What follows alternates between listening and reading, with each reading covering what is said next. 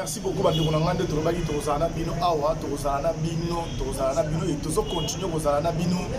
bana poto bana États-Unis bana mobimba Londres Paris Bruxelles partout bozwami Cuba parce que bozo benga biso de partout sincèrement par là Afrique du Sud n'en parlons même pas Canada wana mon donc Saint-Patrick Ponce mon ami personnel donc Saint-Patrick qui pense donc à la mine aux Alena Kini semaine prochaine nous sommes ensemble donc tous ces blogueurs à Kiboy Bagina Kini Lelo na Kinshasa donc ba magasin tout était quitté ba libanais ba kangi ba indien ba kangi na habité donc ba kangi raison ni ba kangi lili ezali Gentini Ngobila gouverneur oyo na habité soka uda wapi manamoko bu gouverneur à ville à Kinshasa Yemutu alingi a lancé opération na wana Kini Bopeto oyo kutu d'ailleurs batu na bango moko ya FCC bazo boya yango. Vous comprenez parce que batu na bango moko ya FCC ba publier ki communiquer moko déjà lobby ba lobby ba ko soutenir yete na ba action na wana ko bazo mona loko moya malonga te. Alors leo na Kini bande ko na ezala ko pesi mwambo aboy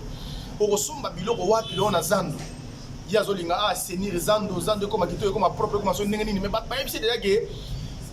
Foin opération oyo simba tête depuis au lancement yango asala ki lancement officiel et opération Kini Bopeto tilelo etikali nango simple slogan moko boye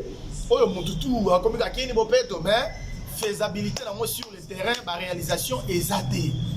alors tche batu méchant mabe lelo masasi beti lelo na Kini masasi beti na Kini na côté ya Barumbu tuna batu baba na commune côté commune ya Kinshasa commune ya Barumbu ko tuna ba ibisa ndenge massa c'est bête na Kini bête na ndenge on sakanate parce que population lobi trop c'est trop ba misa les athées ba maman ba bateka na moi coin asu maman pa lobi na tonga sombela bana moi sucre moi ni ndega ezala boyebi na Kini za système ya taux du jour soko bimi olei soko po bimi te na Kini olali nzala sikoyo ba mero bateka na ba coin ba nini moi ba coopéra oyo aboya na ye kosala kuluna aboyi na ye akene oyiba bakangai balakisa ye na lingala facile andimi akopera na makwe moi te paquet shimboki banini mona ma yazo raisonner mais lelo sikoyo boye ye moko Gentini Ngobila bengani batu na vuluba bengani batu na nenga loyenge ayena bambila population pe telemeli Gentini Ngobila na nenga blagité abongo masasi beti na nenga blagité donc on a besoin d'information na pesi no lelo ndeto bega ki biso awa na TV na bino travail o eza télévision na bino donc à la une ya RDC yango na zo pesa bino information boye badjaki on a Kini masasi beti fort pona nini Gentini Ngobila atindi ba policier na ye ba benga ba tout batekaka na Zando wana na libanda ba nini ba kota ba pavillon oh soko zui ba tout batekaka ba libanda ba pavillon au côté ba on a kati ba pavillon au mona ke même ba pavillon wana e ko contenir bato wana te bato baleki ebele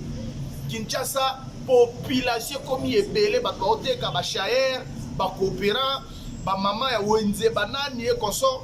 sur le biki olongola bato bateka na mo ba pembeni wana bakota na kati esika ko tia bango ezati alors ba mère bateka te ba coopérer te ba chaer bango te bango tout ba na ba palais siko imaginer siko degré ya biaka e comme na Kini donc bino bata poto bo lembe comme ngali comme ke ya tinda noko tinda donc on moni que ça la bien alors léon na Kini information on pesa bino ya mwana na Kini information munene za ke Gentini Ngobila na opération na Kini Bopeto wana abengani bato lelo na marché central na Zando munene mais pesi mabe pour masasi ebeti lelo population est signé Gentini Ngobila na on sakanate balobi trop c'est trop depuis au sala pe lancement officiel et opération na Kini Bopeto to mona ba réalisation mokote ba action concrète ezate mais on va dire à boye pour nous rebenga na biso ba mère to teka na libanda ba coopérer donc ba kino pena poule wana ba sepel na ngoti donc Gentini Ngobila à revoir na ba calcul na ye à revoir ba boule na ye idéologie na ye vision na ye wazana moi benga no revoir pour na Kini bato ba vivre na taux du jour je répète soko bimino le soko bimite au dame peut-être mobulu na yebi ke mambo na oloba Didienta le grand producteur à Paris mutasimbi théâtre ya mboka na biso comme na Didienta ayebi mambo na oloba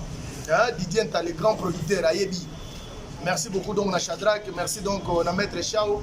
merci na batutu boze na biso donc na yebi ke na côté Hollande ba grand prêtre ya Hollande bazali wana lokola ye moko le baron ya Hollande José Ngandola azali Arafat azali na yebi ke azana na hota la biso Arafat motema ya VP ya hota la biso bato nyonso tu boza ebele nayebi boza wana na côté ya Paris namoni mpe maire na biso Gegel Mbemba aza côté wana namoni basonia basonia baza côté wana na Paris na Bruxelles namoni Sarah donc Sarah Mbombi aza wana donc bino tout bato bosalaka confiance na Jules Ngandola bo continuer kozala bo partager bo s'abonner encore massivement donc la télévision na bino oyo à la une il y a RDC en fait que vous aurez des informations vraiment à la une on a bino lelo za makambo eleki lelo na Kinshasa o eleki na Kini lelo yango wana do ya kosambeza te na Kini lelo masasi pene betami réellement pour la population ndenge telemeli Chantini Ngobila na boule wana ya opération Kimbopeto oyo simbita. Alors chers amis, to continue kozala numéro de contact il y a moi sur bengi na plus 243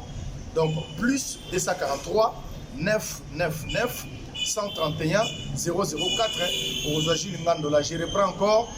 plus 243 999 131 004 pour Jules Ngandola par WhatsApp sur na Facebook. Donc nous sommes là dans Jules Ngandola. Pour comprendre que tout ça, nous sommes là pour vous informer sincèrement. En République démocratique du Congo. D'ici là, portez-vous bien. Nous sommes ensemble avec vous. Je pense que les artistes savent réellement là où nous sommes. Nous avons entré. Il y a Studio